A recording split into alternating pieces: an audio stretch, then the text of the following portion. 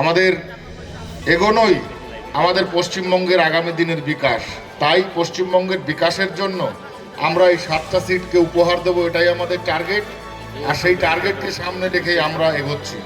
আমরা চাই ব্যাপক পরিমাণে এবার ভোটে আমরা জয়লাভ করে আমরা আমাদের সরকারকে আগামীতে যে 2026-এ সরকার গঠন হচ্ছে সেই সরকারকে আমরা উপহার দেব, এটাই আমাদের লক্ষ্য। আমরা জানি বর্তমানে বাংলায় যে অবস্থা, সেই অবস্থার যদি পরিবর্তন না হয় তাহলে পশ্চিমবঙ্গ এমন একটা সময় আসতে চলেছে যেখানে আমাদের যতগুলো স্টেট আছে সর্বনিম্ন স্টেটে পরিণত হবে। এবং গত 50 বছর ধরে যেভাবে পশ্চিমবঙ্গে অরাজকতা চলছে, চাই সে কংগ্রেস হোক, চাই সে সিপিএম হোক, চাই সে তৃণমূল হোক, এদের মাধ্যমে সরকার চলছে না। ভারতীয় জনতা পার্টি একমাত্র বিকল্প।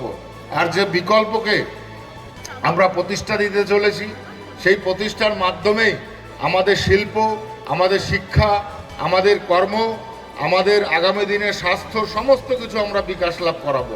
কেননা আপনারা জানেন ম্যাক্সিমাম যারা যুব, সেই মানুষগুলো, সেই লোকগুলো, সেই ব্যক্তিরা আজকে পশ্চিমবঙ্গ ছেড়ে বাইরে চলে গেছে পরিযায়ী কর্মী হিসেবে।